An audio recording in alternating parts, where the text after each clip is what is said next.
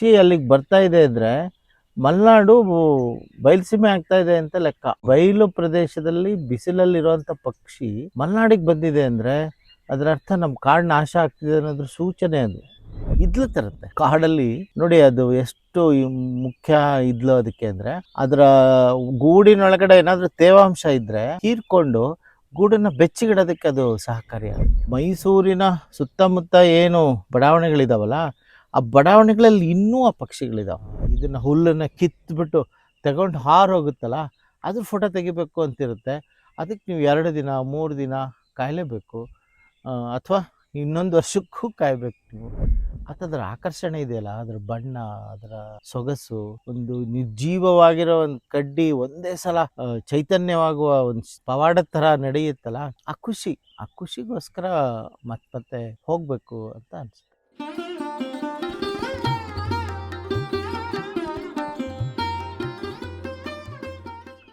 Red Muniya ಗುಬ್ಬಚ್ಚಿ ಗಾತ್ರದಲ್ಲಿ ಇರುವಂಥ ಒಂದು ಪಕ್ಷಿ. ಇದನ್ನ ಪಿಂಚ್ ಫ್ಯಾಮಿಲಿ ಅಂತ ಹೇಳ್ತೀವಿ. ಅದು ಹೆಚ್ಚು ಕಡಿಮೆ ಗುಬ್ಬಿಗಿಂತಲೂ ಸ್ವಲ್ಪ ಚಿಕ್ಕದೇನೆ ಅದು. ಆದರೆ ಅದು ಇರೋವಂಥದ್ದು ಈ ಹುಲ್ಲುಗಾವಲು ಪ್ರದೇಶ ಅಂತ ಏನು ಹೇಳ್ತೀವಲ್ಲ, ಆ ಥರದ್ದು. ಅದು ಬಯಲು ಸೀಮೆಯಲ್ಲಿ ಇರುವಂತಹ ಪಕ್ಷಿ. ಭಾಳ ಆಶ್ಚರ್ಯ ಆದರೆ ಇತ್ತೀಚೆಗೆ ಅದು ನಮ್ಮ ಪಕ್ಕಾ ಮಲೆನಾಡು ತೀರ್ಥಹಳ್ಳಿಗೆ ಬಂದುಬಿಟ್ಟಿತ್ತು. ನಾವೆಲ್ಲ ಭಾಳ ಖುಷಿಪಟ್ವಿ. ಅರೆ ನಾವು ಈ ಪಕ್ಷಿ ನೋಡಿಕೊಂಡು ಮೈಸೂರು, ತುಮಕೂರು ಅಲ್ಲೆಲ್ಲ ಹೋಗ್ತಾ ಇದ್ವಿ, ಇದು ಇಲ್ಲಿಗೆ ಬಂದುಬಿಡ್ತಲ್ಲ ಅಂಥೇಳಿ. ಆದರೆ ಅದು ನಮ್ಗೆ ಸಂತೋಷದ ವಿಷಯ ಅಲ್ಲ, ಅದು ಬಹಳ ದುಃಖದ ವಿಷಯ. ಯಾಕೆಂದರೆ ಆ ಪಕ್ಷಿ ಅಲ್ಲಿಗೆ ಬರ್ತಾ ಇದೆ ಅಂದರೆ ಮಲೆನಾಡು ಬಯಲುಸೀಮೆ ಆಗ್ತಾ ಇದೆ ಅಂತ ಲೆಕ್ಕ. ಅದು ಬಯಲು ಪ್ರದೇಶದಲ್ಲಿ ಬಿಸಿಲಲ್ಲಿರುವಂಥ ಪಕ್ಷಿ ಮಲೆನಾಡಿಗೆ ಬಂದಿದೆ ಅಂದರೆ ಅದರ ಅರ್ಥ ನಮ್ಮ ಕಾಡು ನಾಶ ಆಗ್ತಿದೆ ಅನ್ನೋದ್ರ ಸೂಚನೆ ಅದು.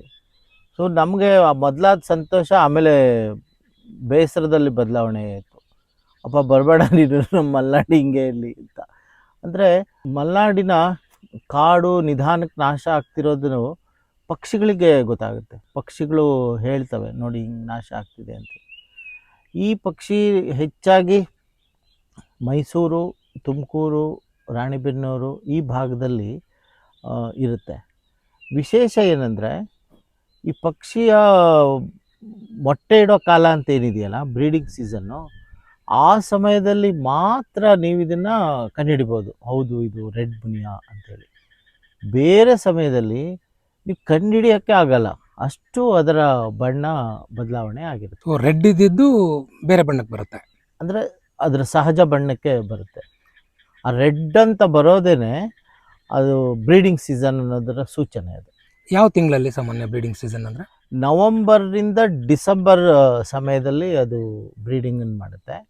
ನೀವು ಅದೇನೇ ಅದನ್ನು ಮೇ, ಜೂನ್, ಜುಲೈ ತಿಂಗಳಲ್ಲಿ ನೋಡಿದ್ರೆ ನೀವು ಕಂಡುಹಿಡಿಯೋಕ್ಕೆ ಆಗಲ್ಲ ಅದನ್ನು. ಇದೇನೋ ಅದು ಅಂತ ನಿಮ್ಗೆ ಆಶ್ಚರ್ಯ ಆಗಿಬಿಡುತ್ತೆ. ನಾವು ಕೂಡ ಕಂಡುಹಿಡಿಯೋಕ್ಕಾಗಲ್ಲ. ಭಾಳ ಸಣ್ಣ ಪ್ರಮಾಣದಲ್ಲಿ ಅದರ ಬೆನ್ನಲ್ಲಿ ಒಂಚೂರು ಕೆಂಪು ಉಳ್ಕೊಂಡಿರುತ್ತೆ, ಸ್ವಲ್ಪ ಕೊಕ್ಕಲ್ಲಿ ಆ ಬಣ್ಣ ಉಳಿದಿರುತ್ತೆ. ಆ ಮೂಲಕ ಅದನ್ನು ಕಂಡುಹಿಡಿಬೋದು. ಅದು ಕಾಳುಗಳನ್ನು ತಿನ್ನುವ ಮತ್ತು ಈ ಬೀಜಗಳನ್ನು ತಿನ್ನುವಂಥ ಪಕ್ಷಿ. ಅದು ಗುಬ್ಬಚ್ಚಿನೇ ಅಂತ ಅಂದ್ಕೊಳ್ಳಿ ಹೆಚ್ಚು ಕಡಿಮೆ. ಅದು ನೋಡೋದಕ್ಕೆ ಗುಬ್ಬಚ್ಚಿ ಥರನೇ ಇರುತ್ತೆ, ಗುಂಪಾಗಿ ಇರುತ್ತೆ, ಒಟ್ಟಿಗೆ ಬರೋದು, ಹಾರೋಗೋದು. ಅಂದರೆ ನೀವು ಅದನ್ನು ಗಮನ ಇಟ್ಟು ನೋಡಿದ್ರೆ ಮಾತ್ರ ಕಂಡುಹಿಡ್ಬೋದು, ಹೌದು ಇದು ಮುನಿಯಾ ಅಂತ. ಅಂದರೆ ಮುನಿಯಾ ಫ್ಯಾಮಿಲಿಯಲ್ಲಿ ತುಂಬ ಇದ್ದಾವೆ, ಬೇರೆ ಬೇರೆ ಮುನಿಯಾಗಳೆಲ್ಲ ಇದ್ದಾವೆ.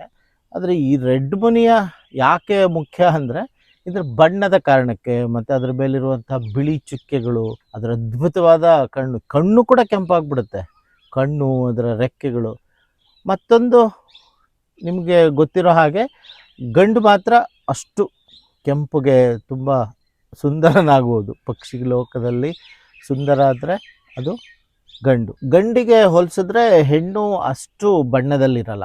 5% ಅಂತ ಇಟ್ಕೊಳ್ಳಿ, ಇದು 100% ಅಂದರೆ ಅದು 5%. ಇವು ಗೂಡನ್ನು ಸಹಜವಾಗಿ ಒಂದು ಈ ಥರದ ಮೆಳೆಗಳೆಲ್ಲ ಇರುತ್ತಲ್ಲ, ಅಂಥ ಕಡೆಗಳಲ್ಲಿ ಒಳಗಡೆಗೆ ಕಟ್ತವೆ.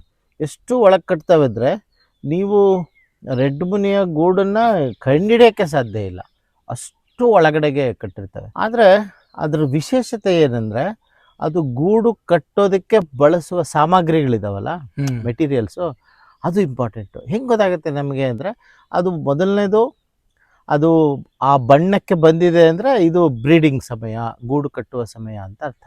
ನಾವು ಹೆಂಗೆ ಕಂಡುಹಿಡಿತೀವಿ ಅಂದರೆ, ಅದು ಗಂಡು ಪಕ್ಷಿ ಮತ್ತು ಹೆಣ್ಣು ಪಕ್ಷಿ ಎರಡೂ ಕೂಡ ಈ ಅಲ್ಲಿ ಇಲ್ಲಿ ಬಿದ್ದಂಥ ಪುಕ್ಕಗಳಿದಾವಲ್ಲ, ಪಕ್ಷಿಗಳು ಪುಕ್ಕ ಎಲ್ಲ ಉದುರಿಸಿರ್ತವಲ್ಲ, ಆ ಪುಕ್ಕಗಳನ್ನು ಕೊಕ್ಕಲ್ಲಿ ತಗೊಂಡು ಹೋಗ್ತಾ ಇರ್ತವೆ. ಅದು ಪುಕ್ಕ ಕೊಕ್ಕಲ್ಲಿ ತಗೊಂಡು ಹೋಗ್ತಿದೆ ಅಂದರೆ ಅದು ಗೂಡು ಕಟ್ತಾ ಇದೆ ಅಂತ ಅರ್ಥ. ಮೊದಲಿಗೆ ಏನು ಮಾಡುತ್ತೆ, ಅದು ಸಣ್ಣ ಕಡ್ಡಿಗಳಿಂದ ಒಂದು ದೊಡ್ಡ ಗೂಡನ್ನು ಕಟ್ಬಿಟ್ಟು ಆಮೇಲೆ ಅದರಲ್ಲಿ ಪುಕ್ಕಗಳನ್ನು ತೊಗೊಂಡೋಗಿ ಜೋಡಿಸುತ್ತೆ. ಬಣ್ಣ ಬಣ್ಣ ಬಣ್ಣದ ಪುಕ್ಕಗಳೆಲ್ಲ ತರುತ್ತೆ, ನವಿಲ್ಗರಿ ಈ ಥರದ್ದೆಲ್ಲ ತೊಗೊಂಡು ಬರುತ್ತೆ. ತಂದು ತಂದು ತಂದು ಗಂಡು ಹೆಚ್ಚು ಕೊಡ್ತಾ ಹೋಗುತ್ತೆ, ಹೆಣ್ಣು ಇದು ಜೋಡಿಸಿ ಜೋಡಿಸಿ ಜೋಡಿಸಿ ಅದನ್ನು ನೀಟಾಗಿ ಗೂಡನ್ನು ಕಟ್ತಾ ಹೋಗುತ್ತೆ. ಹೆಣ್ಣು ಕಾಣಿಸ್ಕೊಳ್ಳೋದು ಭಾಳ ಕಡಿಮೆ, ಅದು ಹೆಚ್ಚಾಗಿ ಗೂಡಲ್ಲೇ ಇರುತ್ತೆ ಗೂಡು ಕಟ್ಟೋ ಸಮಯದಲ್ಲಿ. ಗಂಡು ಈ ಮೆಟೀರಿಯಲನ್ನು, ಸಾಮಗ್ರಿಗಳನ್ನು ತಂದು ಕೊಡುತ್ತೆ. ಅದು ಎಷ್ಟು ಚೆನ್ನಾಗಿ ಗೂಡನ್ನು ಸಂರಚನೆ ಮಾಡುತ್ತೆ ಅಂದರೆ, ಅದರ ಇಂಜಿನಿಯರಿಂಗ್ ಟೆಕ್ನಾಲಜಿ ಎಷ್ಟು ಚೆನ್ನಾಗಿದೆ ಅಂದರೆ, ಮೊದಲಿಗೆ ಕಡ್ಡಿಗಳು, ನುಣುಪಾದ ಕಡ್ಡಿಗಳು, ಆ ಕಡ್ಡಿನೂ ಕೂಡ ಅದು ಹೀಗೆಲ್ಲ ಅದ್ರ ಮೇಲೆ ಮುಳ್ಳುಗಿಳ್ಳು ಇಲ್ದಿರೋ ಹಾಗೆ ಅದನ್ನೆಲ್ಲ ಸರಿ ಮಾಡಿ ನೀಟಾಗಿ ಅದನ್ನು ಹೀಗೆ ದುಂಡಗೆ ಜೋಡಿಸ್ಬಿಟ್ಟು ಆಮೇಲೆ ಅದರ ಪುಕ್ಕಗಳಿಡುತ್ತಲ್ಲ, ಅದಾದಮೇಲೆ ತುಂಬ ಮುಖ್ಯ ಅಂದರೆ ಇದ್ಲು ತರುತ್ತೆ ನೋಡಿ. ಅದು ಎಷ್ಟು ಮುಖ್ಯ ಇದ್ಲು ಅದಕ್ಕೆ ಅಂದರೆ, ಅದರ ಗೂಡಿನೊಳಗಡೆ ಏನಾದರೂ ತೇವಾಂಶ ಇದ್ದರೆ ಹೀರ್ಕೊಂಡು ಗೂಡನ್ನು ಬೆಚ್ಚಗಿಡೋದಕ್ಕೆ ಅದು ಸಹಕಾರಿಯಾಗುತ್ತೆ. ಹಾಗಾಗಿ ಇದ್ಲನ್ನು ತಂದು ಜೋಡಿಸುತ್ತೆ. ಆಮೇಲೆ ಮತ್ತೆ ಪುಕ್ಕಗಳೆಲ್ಲ ಜೋಡಿಸಿ ಜೋಡಿಸಿ ಜೋಡಿಸಿ ಜೋಡಿಸಿ ಎಲ್ಲ ಆದಮೇಲೆ ಒಂದು 6 ಬಿಳಿಯ ಮೊಟ್ಟೆಗಳನ್ನು ಇಡ್ತಾವವು. ಇಟ್ಟಾದಮೇಲೆ ಊಟ ತಂದು ಕೊಡೋದು, ಈ ಥರದ ಕೆಲಸಗಳೆಲ್ಲ ಶುರು ಆಗುತ್ತೆ. ಆಮೇಲೆ ಈ ತರಹದ ನುಣುಪಾಗಿರುವಂಥ ವಸ್ತುಗಳನ್ನು ತರುತ್ತೆ. ಮರಿಗಳು ಆಗ್ತಾ ಇರುವ ಸಂದರ್ಭದಲ್ಲಿ, ಮೊಟ್ಟೆ ಎಲ್ಲ ಆಯ್ತು, ಇನ್ನು ಮರಿ ಆಗೋ ಸಮಯ, ಹತ್ತಿ ತರಹದ ಈ ಕಾಡಿನಲ್ಲೆಲ್ಲ ಬೂರುಗದ ಮರದ ಹತ್ತಿ ಅದೆಲ್ಲ ಸಿಗುತ್ತಲ್ಲ, ಆ ಥರದ್ದೆಲ್ಲ ತೊಗೊಂಬಂದು ಹಾಕುತ್ತೆ. ಮತ್ತು ಈ ಕೆಲವು ಹೂವಿನ ದಳಗಳನ್ನು ತಗೊಂಡು ಬರುತ್ತೆ. ಅದರಲ್ಲೂ ಮುಖ್ಯವಾಗಿ ಒಂದು ಹುಲ್ಲು ಬೆಳೆಯುತ್ತೆ. ಆ ಹುಲ್ಲಲ್ಲಿ ಬಿಳಿಯ ಹುಲ್ಲು ಭಾಳ ನುಣುಪಾಗಿ ಬೆಳ್ಳಗಿರುತ್ತಲ್ಲ, ಅದನ್ನು ಹೋಗಿ ಹೋಗಿ ಹೋಗಿ ಕೊಕ್ಕಲ್ಲಿ ಕಿತ್ಕೊಂಡು ಬಂದು ಅದು ತಗೊಂಡು ಹಾರೋಗುತ್ತೆ. ಭಾಳ ವೇಗವಾಗಿ ಕೆಲಸ ಮಾಡುತ್ತೆ ಅದು, ಭಾಳ ವೇಗವಾಗಿ ತೊಗೊಂಡೋಗಿ ಒಂದು ಕಡೆ ಕೂತು, ಸಹಜವಾಗಿ ಪಕ್ಷಿಗಳ ಗುಣ ಬೇರೆ ಪಕ್ಷಿಗಳಿಗಿದ್ದ ಹಾಗೆಯೇ ಆ ಕಡೆಗೆ ಈ ಕಡೆಗೆ ಒಂದು ಸಲ ನೋಡಿ, ಓಹೋ ಯಾರು ಇಲ್ಲ ಅಂತ ಖಾತ್ರಿ ಆದಮೇಲೆ ಗೂಡೊಳಗಡೆಗೆ ತೊಗೊಂಡೋಗಿ ಗೂಡು ಕಟ್ಟುತ್ತೆ. ಅದು ಗೂಡು ಕಟ್ಟೋದೇ ಒಂದು ಸಂಭ್ರಮ. ಗೂಡು ಕಟ್ಬಿಟ್ಟು ಮರಿಗಳೆಲ್ಲ ಇದಾದಮೇಲೆ ಆಮೇಲೆ ಯಥಾ ಪ್ರಕಾರ ಅದು ಸಾಕೋದು, ಇದೆಲ್ಲವೂ ಒಂದು 20-25 ದಿನಗಳ ಕೆಲಸ. ಒಂದು ಗೂಡು ಕಟ್ಟೋದಕ್ಕೆ, ಮೊಟ್ಟೆ ಇಡೋದಕ್ಕೆ, ಮರಿ ಮಾಡೋದಕ್ಕೆ 1 ತಿಂಗಳು ಅಂತ ಇಟ್ಕೊಳ್ಳಿ ಹೆಚ್ಚು ಕಡಿಮೆ. ಆ ತಿಂಗಳ ಅವಧಿನಲ್ಲಿ ಅವು ಮೊಟ್ಟೆ ಇಟ್ಟು ಮಾಡ್ತವೆ. ಅವು ಇನ್ನೇನು ಮರಿಗಳಾಗ್ತಿದ್ದಾವೆ, ಮೊಟ್ಟೆ ಇದಾಗ್ತಿದೆ ಅನ್ನುವಾಗ ಒಂದೊಂದು ಸಲ ಮಳೆ ಕೂಡ ಆಗುತ್ತೆ. ಆಗ ಅವುಗಳ ಗೂಡು ಅಬಾಲಿಷ್ ಆಗೋದು, ಅಂದರೆ ಗೂಡೆಲ್ಲ ನೆಂದು ಹಾಳಾಗೋಗ್ಬಿಡುತ್ತೆ. ಆ ಸಮಯದಲ್ಲಿ ಪಾಪ ಮತ್ತೆ ಅವು ಹೊಸ ಗೂಡನ್ನು ಕಟ್ಟುವ, ಹೊಸದಾಗಿ ಮೊಟ್ಟೆಗಳನ್ನಿಡುವ, ಮರಿ ಮಾಡುವ, ಸೀಸನ್ ಮುಗಿಯೋದ್ರೊಳಗೆ ತಮ್ಮ ಮುಂದಿನ ಜನಾಂಗಕ್ಕೆ ಅವಕಾಶ ಮಾಡಿಕೊಡೋ ಒಂದು ದೊಡ್ಡ ಸಾಹಸವನ್ನು ಆ ಪಕ್ಷಿ ಮಾಡುತ್ತೆ. ಹಾಗಾಗಿ ಅದು ತುಂಬ ಮುಖ್ಯ ಪಕ್ಷಿ. ಬಣ್ಣದಲ್ಲಿ, ಅದರ ಶ್ರಮದಲ್ಲಿ, ಅದರ ಹಾರಾಟದಲ್ಲಿ ಮತ್ತು ಅದರ ಗಾತ್ರ ಅಂತೂ ಭಾಳ ಸಣ್ಣದು. ನಿಮಗೆ ಕ್ಯಾಮ್ರಾದಲ್ಲಿ ನೋಡುವಾಗ ಭಾಳ ದೊಡ್ಡದು ಅನ್ನಿಸ್ಬೋದು ಅದು, ಆದರೆ ಹಾಗೆ ಬರಿಗಣ್ಣಿಂದ ದೂರದಲ್ಲಿ ನೋಡುವಾಗ ಗೊತ್ತೇ ಆಗೋಲ್ಲ, ಅಷ್ಟು ವೇಗವಾಗಿ ಹೋಗುತ್ತೆ, ಅಷ್ಟು ಚುರುಕಾಗಿ ಅದು ಕೆಲಸ ಮಾಡುತ್ತೆ. ಬಯಲುಸೀಮೆಯಲ್ಲಿ ಇರುವಂಥವರೆಲ್ಲ ಸಹಜವಾಗಿ ಇದನ್ನು ಗಮನಿಸಿರ್ತಾರೆ. ನಿಮಗೆ ಆಶ್ಚರ್ಯ ಅಂದರೆ, ಮೈಸೂರಿನ ಸುತ್ತಮುತ್ತ ಏನು ಬಡಾವಣೆಗಳಿದಾವಲ್ಲ, ಆ ಬಡಾವಣೆಗಳಲ್ಲಿ ಇನ್ನೂ ಆ ಪಕ್ಷಿಗಳಿದಾವೆ.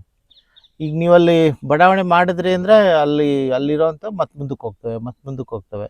ಈಗ ಬಡಾವಣೆಗಳಾಗಿ ಕೆಲವು ಕಡೆ ಪಾರ್ಕ್ಗಳೆಲ್ಲ ಉಳಿದಿದ್ದಾವೆ. ಆ ಪಾರ್ಕನ್ನು ಭಾಳ ತುಂಬ ಅತ್ಯಾಧುನಿಕಗೊಳಿಸದೆ ಹಾಗೆ ನ್ಯಾಚುರಲ್ ಆಗಿರುವ ಗಿಡಗೆಂಟೆಗಳು ಬೆಳೆಯೋ ಹಾಗೆ ಬಿಟ್ಟಿದ್ರೆ ಅಲ್ಲಿ 100% ಆ ಪಕ್ಷಿ ಇದ್ದೇ ಇರುತ್ತೆ, ಬ್ರೀಡಿಂಗ್ ಮಾಡುತ್ತೆ. ರೆಡ್ ಮುನಿಯಾ ಅನ್ನೋದು ಒಂದೇ, ಆದರೆ ಮುನಿಯಾ ಜಾತಿನಲ್ಲಿ 7 ಪ್ರಜಾತಿಗಳಿದ್ದಾವೆ. ಹೆಚ್ಚು ಕಡಿಮೆ ಆಕಾರ ಎಲ್ಲ ಒಂದೇ, ಆದರೆ ಅವುಗಳ ಬಣ್ಣ ಬೇರೆ. ಟ್ರೈ ಕಲರ್ ಮುನಿಯಾ ಅಂತ ಇದೆ, ಅದರಲ್ಲಿ 3 ಕಲರ್ಸ್ ಇದ್ದಾವೆ. ಆಮೇಲೆ ಸ್ಪಾಟೆಡ್ ಮುನಿಯ ಅಂತಿದೆ. ಆ ಸ್ಪಾಟೆಡ್ ಮುನಿಯ ಹೆಚ್ಚು ಕಡಿಮೆ ಗುಬ್ಬಿ ಥರ ಮನೆ ಹತ್ರನೇ ಬಂದು ಗೂಡು ಕಟ್ಟುತ್ತೆ. ಆ ಒಂದು ಏನಾದ್ರು ಬುಷಿ ಆಗಿರುವಂತಹ ಒಂದು ಗಿಡ ಏನಾದ್ರು ಬೆಳೆದಿದ್ರೆ ಅಲ್ಲಿ ಬಂದು ಕಟ್ಟುತ್ತದು ಸ್ಪಾಟೆಡ್ ಮುನಿಯ. ಆದರೆ ರೆಡ್ ಮುನಿಯ ಮಾತ್ರ ಅದು ಸ್ವಲ್ಪ ಹೊರಗೇನೆ, ಮನುಷ್ಯರ ಹತ್ತಿರಕ್ಕೆ ಬರದೆ ಸ್ವಲ್ಪ ದೂರದಲ್ಲೇ ಇರುತ್ತದು. ಈ ಪಕ್ಷಿ ಬಾಂಗ್ಲಾದೇಶದಲ್ಲಿ, ಚೀನಾದಲ್ಲಿ, ಟಿಬೇಟಲ್ಲಿ, ಪಾಕಿಸ್ತಾನದಲ್ಲಿ ಮತ್ತು ಕಜಕಿಸ್ತಾನ, ಇಂಡೋನೇಷ್ಯಾ, ಇಲ್ಲೆಲ್ಲ ಈ ಭಾಗದಲ್ಲಿ ಈ ಪಕ್ಷಿ ಇದೆ. ಈಗ ನಮ್ಮದು 3 ಕಂತಲ್ಲಿ 3 ಪಕ್ಷಿಗಳ ಬಗ್ಗೆ ಹೇಳಿದಿರಿ. ಒಂದು ಕಿಂಗ್ಫಿಶರ್ ಬಗ್ಗೆ ಹೇಳಿದಿರಿ, ಇನ್ನೊಂದು ಬೀಟರ್ ಬಗ್ಗೆ ಹೇಳಿದಿರಿ, ಈ ಹಿಂದಿನ ಸಂಚಿಕೆಯಲ್ಲಿ ಪ್ಯಾರಡೈಸ್ ಫ್ಲೈ ಕ್ಯಾಚರ್ ಬಗ್ಗೆ ಕೂಡ ಹೇಳಿದಿರಿ. ನಿಮ್ಮ ಹತ್ರ ಸಾವಿರಾರು ಫೋಟೋಗಳಿದೆ ಈ ಪಕ್ಷಿಗಳದ್ದು. ಆದರೂ ನಾನು ನೋಡ್ದಂಗೆ ಇದೇ ಪಕ್ಷಿಗಳನ್ನ ಮತ್ತೆ ಮತ್ತೆ ಮತ್ತೆ ಮತ್ತೆ ಫೋಟೋ ತೆಗಿಯೋಕ್ಕೆ 3-4 ಸರಿ ಬಂದಿದ್ದೀರಿ. ಏನು ಕಾಣಿಸುತ್ತೆ ನಿಮಗೆ ವಿಶೇಷವಾಗಿ ಅಲ್ಲಿ? ಅದೇ ಪಕ್ಷಿ, ಅದೇ ಗಾತ್ರ, ಅದೇ ಆಕ್ಟಿವಿಟಿ, ಮತ್ತೆ ಏನಕ್ಕೆ ತೆಗಿಯಕ್ಕೆ ಹೋಗ್ತೀರಿ ಮತ್ತೆ ಮತ್ತೆ? ಮೊದಲನೇದು ಹುಚ್ಚುತನ ಅಂತ ಅಂದ್ಕೊಳ್ಳಿ. ಎರಡನೇದು ಏನು ಗೊತ್ತಾ ಸರ್, ನೀವು ಯಾವುದೇ ಪಕ್ಷಿನ ಒಂದು ಸಲದಲ್ಲಿ ನಿಮ್ಗೆ ಅದು ಅರ್ಥ ಆಗಲ್ಲ. ಈಗ ನಾವು ಮೊದಲಿಗೆ ಹೋದಾಗ ಫೋಟೋಗ್ರಫಿ ಮಾಡುವಾಗ ಒಂದು ಪಕ್ಷಿ ಚಿತ್ರ ಸಿಕ್ಕರೆ ಸಾಕು ಅಂತಿರುತ್ತೆ. ಆಮೇಲೆ ನಿಮಗೆ ಅದರ ವರ್ತನೆ ಗೊತ್ತಾಗುತ್ತೆ. ಈಗ ನಮ್ಗೆ ನೋಡ್ರಿ, ಈಗ ರೆಡ್ ಮುನಿಯ ಪಕ್ಷಿದು ಅದು ಹಾರುವ ಚಿತ್ರ ಇದೆಯಲ್ಲ, ಅದು ಭಾಳ ಕಷ್ಟ ತೆಗಿಯೋದು. ಅಷ್ಟು ವೇಗವಾಗಿ ಬಂದು ಹೊರಟೋಗ್ಬಿಡುತ್ತೆ, ಫ್ರೇಮಲ್ಲಿ ಸಿಗೋದೇ ಇಲ್ಲ. ಆಮೇಲೆ ನನಗೆ ಗೊತ್ತಾಗಿದ್ದೇನೆಂದರೆ, ಆ ರೆಡ್ ಮುನಿಯ ಪಕ್ಷಿ ಹಾರುವಾಗ ಕಣ್ಣು ಮುಚ್ಚಿಬಿಡುತ್ತೆ. ನಮ್ಗೆ ಅದರ ಸೌಂದರ್ಯ ಇರೋದೇ ಕಣ್ಣಲ್ಲಿ, ಬಟ್ ಅದು ಹಾರುವಾಗ ಕಣ್ಣು ಮುಚ್ಚುತ್ತೆ. ಅದು ನಮ್ಗೆ ಗೊತ್ತಾಗೋದು ಅದು 2-3ನೇ ಸಲ ಹೋದಾಗ್ಲೇ. ಆಮೇಲೆ ನಾವು ತುಂಬ ವಿಫಲರೇ ಆಗ್ತೀವಿ ಫೋಟೋಗ್ರಫಿನಲ್ಲಿ. ಆ ವಿಫಲತೆಯೇ ಮುಂದೇನು ಬೇಕು ಅನ್ನೋದ್ರ ಹುಡುಕಾಟ. ಒಂದೇ ಸಲಕ್ಕೆ ಎಲ್ಲವೂ ಸಿಗಲ್ಲ ಮತ್ತು ಸಿಗಬಾರ್ದು. ಹಾಗಾಗಿ ನಮಗೆ ಅದ್ರ ಬಿಹೇವಿಯರು, ಅದ್ರ ಸ್ವಭಾವ, ಮತ್ತು ಅದು ಯಾಕೆ ಹೀಗೆ ಬರುತ್ತೆ, ಏನು ಅದ್ರ ಕತೆ ಗೊತ್ತಾಗಬೇಕಲ್ಲ ನಮಗೆ, ಅದ್ರ ಜೀವನ ಗೊತ್ತಾಗಬೇಕಲ್ವ. ಅದನ್ನು ಚಂದ, ಅದು ಭಾಳ ಮನಸ್ಸಿನ ಆಳಕ್ಕೆ ಇಳಿಯುತ್ತೆ. ಅದು ನೀವು ನೋಡ್ತಾ ಇದ್ದರೆ ಮೈ ಮರೆತು ಹೋಗಿರ್ತೀರ. ಅದೊಂದು ಸುಖಕ್ಕಾಗಿ ಮತ್ತೆ ಮತ್ತೆ ಹೋಗೋದು. ಚಿತ್ರ ಸಿಗುತ್ತೆ ಹೌದು, ಆದರೆ ಚಿತ್ರಕ್ಕಿಂತ ಹೆಚ್ಚಾಗಿ ಅದು ಒಂದು ಕಡ್ಡಿ ಇಟ್ಟಿರ್ತೀವಿ, ಕಾಯ್ತಾ ಇರ್ತೀವಿ ಗಂಟೆಗಟ್ಟಲೆ. ಚಕ್ಕಂತ ಅದು ಬಂದು ಒಂದು ಬಣ್ಣದ ಪಕ್ಷಿ ಕೂರ್ತಿದ್ದಾಗೇ ನಿಮ್ಮೊಳಗೊಂದು ಒಂದು ಶಕ್ತಿ ಜಾಗೃತವಾದ ಹಾಗೆ, ಒಂದು ಭಾವುಕತೆ ಬಂದ ಹಾಗೆ, ಅಬ್ಬಾ ಸಿಕ್ತು ಅನ್ನೋ ಆ ಖುಷಿ ಇದೆಯಲ್ಲ, ಆ ಖುಷಿನೇ ಫೋಟೋಗ್ರಫಿನಲ್ಲಿ ಸಿಗುವ ಒಂದು ದೊಡ್ಡ ಆನಂದ. ಈಗ ಲಕ್ಷಾಂತರ ಫೋಟೋಗಳನ್ನು ತೆಗೆದಿದ್ದೀವಿ, ಬಳಸೋದು ಮಾತ್ರ ಭಾಳ ಕಡಿಮೆ. ಆದರೆ ಅದು ತೆಗೆಯುವಾಗ ಮತ್ತು ತೆಗಿಬೇಕು ಅಂತ ಹೋಗುವಾಗ ಇರೋ ಉತ್ಸಾಹ, ಅದಕ್ಕಾಗಿ ನಡೆಸೋ ತಯಾರಿ, ಅದೆಲ್ಲ ಇದೆಯಲ್ಲ, ಆ ಮಾನಸಿಕ ಸುಖ ಬಹಳ ದೊಡ್ಡದು. ಅದು ಸಿಗುತ್ತೆ. ಮತ್ತು ಮಾಹಿತಿಗಳು, ತುಂಬ ಮಾಹಿತಿಗಳು ಸಿಗುತ್ತೆ. ಅಲ್ಲಿ ಬೇರೆ ಬೇರೆಯವ್ರು ಬರ್ತಾರೆ, ಅವ್ರು ನಮಗಿಂತ ತಿಳ್ಕೊಂಡಿರೋರು ಇರ್ತಾರೆ. ಅವ್ರು ಯಾಕೆ ಹಿಂಗೆ ಅಂತ ಹೇಳ್ತಾರೆ. ನೋಡಿ, ನನಗೆ ಅದು ಗೂಡು ಕಟ್ಟುವಾಗ ಇದ್ಲನ್ನು ಬಳಸುತ್ತೆ ಅನ್ನೋ ವಿಷಯ ಗೊತ್ತಾಗಿದ್ದೇ ಭಾಳ ಆಮೇಲೆ, ಆ ನಂತರದಲ್ಲಿ. ಆಮೇಲೆ ಹೆಣ್ಣು ಹೆಚ್ಚು ನಾಚಿಕೆ ಸ್ವಭಾವ, ಅದು ಬರೋದಿಲ್ಲ. ಗಂಡಿನ ಫೋಟೋ ಸಿಕ್ಕರು ಹೆಣ್ಣಿನ ಫೋಟೋ ಸಿಗೋದಿಲ್ಲ. ಈ ಥರದ ವಿಷಯಗಳಿದಾವಲ್ಲ, ಅವುಗಳ ಬದುಕಿನ ವಿಶೇಷತೆಗಳು, ಇವು ನಿಮ್ಗೆ ಸಿಗಬೇಕು ಅಂದರೆ ನೀವು ಮತ್ತೆ ಹೋಗಬೇಕು. ಆದರೆ ಕೆಲವು ಸಲ ಹೀಗಾಗಿರೋದು ಇದೆ. ಈ ಉದಾಹರಣೆಗೆ ನಾನು ಗಿಳಿಗಳ ಫೋಟೋನ ಎಷ್ಟು ತೆಗೆದುಬಿಟ್ಟಿದ್ದೀನಿ ಅಂದರೆ, ಸಾಕಪ್ಪ ಅದು ಅನ್ನೋ ಥರ. ಅಂದರೆ ಎಲ್ಲವೂ ಬಂದಿದೆ ಅಲ್ಲಿ. ಅದು ಮರಿಗಳಿಗೆ ತಿನ್ನಿಸೋದ್ರಿಂದ ಹಿಡಿದು, ಹಾರೋದ್ರಿಂದ ಹಿಡಿದು, ಜಗಳ ಮಾಡೋದ್ರಿಂದ ಹಿಡಿದು ಎಲ್ಲವೂ. ಆಮೇಲೆ ಫೋಟೋಗ್ರಫಿನಲ್ಲಿ ಅದ್ರ ವಿಶೇಷತೆ ಏನು ಗೊತ್ತಾ ನಿಮಗೆ? ನೀವು ಅಂದ್ಕೊಳ್ದೇ ಇರೋವಂಥದ್ದು ಏನೋ ಒಂದು ಘಟನೆ ನಡೆಯುತ್ತೆ, ನೀವು ಎಕ್ಸ್ಪೆಕ್ಟೇ ಮಾಡಿರಲ್ಲ. ಅದು ನಿಮಗೆ ಕೊಡೋ ಥ್ರಿಲ್ ಇದೆಯಲ್ಲ, ಅದೇ ಭಾಳ ದೊಡ್ಡದು. ನೀವು ಅಂದ್ಕೊಂಡೇ ಇರಲ್ಲ ಆ ಥರ. ಎಷ್ಟೋ ಸಲ ಹೋದಾಗ ನಾವು ಅಂದ್ಕೊಂಡಿದ್ದು ಸಿಗಲ್ಲ ಅನ್ನೋದು ಕೂಡ ನಮಗೆ ಮುಂದಿನ ಕುತೂಹಲಕ್ಕೆ ಕಾರಣ ಆಗೋ ಹಾಗೆ, ನಾವು ಅಂದ್ಕೊಳ್ದೇ ಇರೋದೊಂದು ಉಡುಗೊರೆ ಸಿಕ್ಬಿಡುತ್ತೆ. ಆಮೇಲೆ ನೀವು ಒಂದು ಸಲ ಜೋರಾಗಿ ಹಿಂಗೆ ಕ್ಲಿಕ್ ಮಾಡಿ ಇದು ಮಾಡಿದ್ರೂ ಏನೂ ಸಿಗಲ್ಲ. ಆಕಸ್ಮಿಕವಾಗಿ ಅದು ತುಂಬ ಚೆನ್ನಾಗಿ ಹಾರ್ತಾ ಇರುವಂಥ ಒಂದು ಚಿತ್ರ ಸಿಗ್ಬೋದು. ಯಾಕೆಂದರೆ ಕೂತಿರೋ ಪಕ್ಷಿ ಫೋಟೋ ತೆಗೆಯೋದು ಭಾಳ ಸುಲಭ. ಆದರೆ ಅದು ಇದನ್ನು ಹುಲ್ಲನ್ನು ಕಿತ್ಬಿಟ್ಟು ತಗೊಂಡು ಹಾರೋಗುತ್ತಲ್ಲ, ಅದ್ರ ಫೋಟೋ ತೆಗಿಬೇಕು ಅಂತಿರುತ್ತೆ. ಅದಕ್ಕೆ ನೀವು 2 ದಿನ 3 ದಿನ ಕಾಯಲೇಬೇಕು, ಅಥವಾ ಇನ್ನೊಂದು ವರ್ಷಕ್ಕೂ ಕಾಯಬೇಕು ನೀವು. ಆ ಥರದ್ದೊಂದು ಬೆಸ್ಟ್ ಫೋಟೋಗೋಸ್ಕರ ಎಲ್ಲರೂ ಕಾಯ್ತಾರೆ. ಹಾಗಾಗಿ ಮತ್ತೆ ಹೋಗಬೇಕು ಅನಿಸೋದು. ಮತ್ತು ಅದರ ಆಕರ್ಷಣೆ ಇದೆಯಲ್ಲ, ಅದರ ಬಣ್ಣ, ಅದರ ಸೊಗಸು, ಒಂದು ನಿರ್ಜೀವವಾಗಿರೋ ಒಂದು ಕಡ್ಡಿ ಒಂದೇ ಸಲ ಚೈತನ್ಯವಾಗುವ ಒಂದು ಪವಾಡದ ಥರ ನಡೆಯುತ್ತಲ್ಲ, ಆ ಖುಷಿಗೋಸ್ಕರ ಮತ್ತೆ ಹೋಗಬೇಕು ಅಂತ ಅನಿಸುತ್ತೆ. ನೀವು ಹಿಂಗೆ ಹೆಚ್ಚೆಚ್ಚು ಊರುಗಳನ್ನ ಸುತ್ತಿ, ದೇಶ ಸುತ್ತಿ, ಹೆಚ್ಚೆಚ್ಚು ಪಕ್ಷಿ ಫೋಟೋಗಳನ್ನ ತಕ್ಕೊಂತ ಬನ್ನಿ. ನೀವು ಹೆಚ್ಚು ಫೋಟೋ ತೆಗೆದಷ್ಟು ನಮಗೆ ಆ ಪಕ್ಷಿಗಳ ಜೀವನ ಕ್ರಮ ಅರ್ಥ ಮಾಡ್ಕೊಳಕ್ ಸಾಧ್ಯ ಆಗುತ್ತೆ. ನಾವು ಬರಿಗಣ್ಣಲ್ಲಿ ಒಂದು ಪಕ್ಷಿ ನೋಡಿದ್ರೆ ನಮ್ಗೆ ಏನು ಗೊತ್ತಾಗಲ್ಲ, ಗುಬ್ಬಚ್ಚಿ, ಇದು ಪಾರಿವಾಳ, ಇದು ನವಿಲು ಅಂತೀವಿ. ನಿಮ್ಮ ಕ್ಯಾಮ್ರಾ ಕಣ್ಣಿಂದ ನೋಡಿದಾಗ ನಮ್ಗೆ ಅದು ನಿಜ ಬಣ್ಣ ಗೊತ್ತಾಗತ್ತೆ, ಅದ್ರ ಜೀವನ ಕ್ರಮ ಗೊತ್ತಾಗತ್ತೆ. ನೀವಲ್ದೆ ನಿಮ್ಮ ಫೋಟೋಗ್ರಾಫರ್ಸ್ ಏನಿದ್ದೀರಿ, ವೈಲ್ಡ್ ಲೈಫ್ ಫೋಟೋಗ್ರಾಫರ್ಸ್ ಇರ್ಬೋದು, ಪಕ್ಷಿಗಳ ಬಗ್ಗೆ ಫೋಟೋ ತೆಗಿಯೋರು ಇರ್ಬೋದು, ನೀವೆಲ್ಲ ನಮಗೆ ಆ ಪಕ್ಷಿಗಳನ್ನ ಹೆಚ್ಚೆಚ್ಚು ಆಪ್ತ ಮಾಡ್ತಾ ಇದ್ದೀರಿ. ಅವುಗಳ ಜೀವನ ಕ್ರಮದಿಂದ ನಾವು ಹೆಚ್ಚು ಕಲಿತಾ ಇದ್ದೀವಿ. ಆ ಕಲಿಸೋ ಕೆಲಸ ನೀವು ಮಾಡ್ತಾ ಇದ್ದೀರಿ. ಹಾಗೆ ಮುಂದಿನ ಸಂಚಿಕೆಗಳಲ್ಲಿ ನಿಮ್ಮ ಗೆಳೆಯರು ಜೇಡದ ಬಗ್ಗೆ ಹೇಳ್ತೀನಿ ಅಂತ ಹೇಳಿದ್ದಾರೆ, ಅದನ್ನು ಕೂಡ ನಮ್ಮ ವೀಕ್ಷಕರಿಗೆ ಹೇಳೋರಿದ್ದೀವಿ. ನೀವು ಹೆಚ್ಚು ತಿಳ್ಕೊಂಡು ಹೆಚ್ಚು ನಮಗೆ ಕಲಿಸಿ ಅಂತ ಹೇಳ್ತಾ ಈ ಸಂಚಿಕೆಗೆ ಇಷ್ಟೊಂದು ವಿಷಯ ಹೇಳಿದ್ದಕ್ಕೆ ಧನ್ಯವಾದಗಳು. ಧನ್ಯವಾದಗಳು.